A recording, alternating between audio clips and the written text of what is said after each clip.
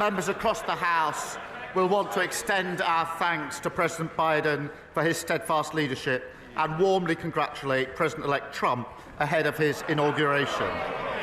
Mr. Speaker, in my conversation with President-elect Trump, we've underlined our shared commitment to the special relationship in the years to come. Mr. Speaker, this week we launched our AI Opportunities Action Plan, which will ensure we seize the opportunities of AI to benefit working people as part of our plan for change. That will boost productivity, transform public services, deliver £39 billion of investment and over 13,000 jobs.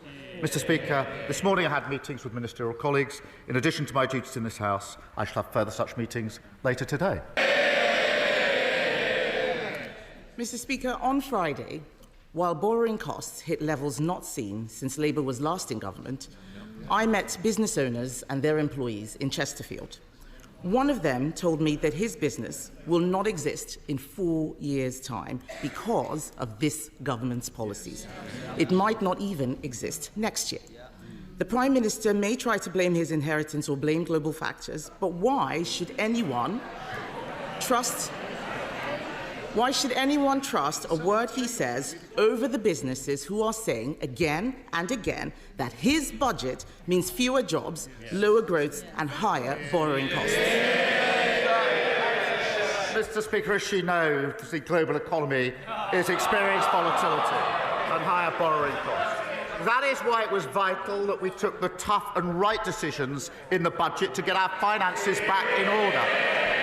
We had to deal with the £22 billion black hole that they left. We made difficult cuts, raised taxes to invest in health, public services and housing, vital to stability, vital to growth. And we've got an ironclad commitment to our fiscal rules. And she will welcome, no doubt, the inflation figures from this morning.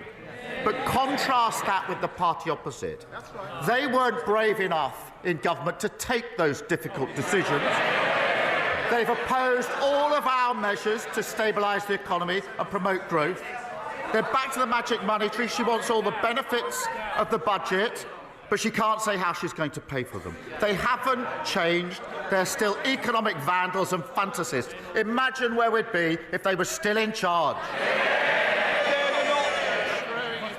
Mr. Speaker, just today, the British Retail Consortium says 2/3 of businesses will have to raise prices to cope with his tax hike.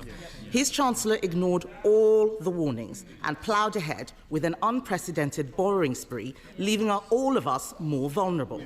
Now we have businesses saying they will raise prices to cover his jobs tax. We have an energy policy that will drive up bills, and all the while we are spending more day to day on debt interest than we do on schools and universities. The Prime Minister refused to repeat his Chancellor's promise that she wouldn't come back for more. Will he now rule out any new tax rises this year? Prime Minister. Mr. Speaker, we took the right and difficult decisions at the budget, decisions that they did not have the courage to take, which left us in the mess in the first place. When it comes to tax, she knows very well the limits of what I can say from this dispatch box, but we have an ironclad commitment to our fiscal rules. We can't just tax our way out of the problems that they left us, which is why we put in place tough.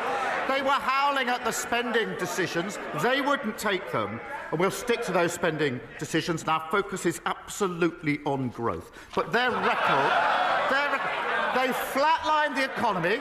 They flatlined the economy, a mini-budget that crashed the economy, worst cost of living crisis in living history, and they left a £22 billion black hole, not taking lessons from them on the economy.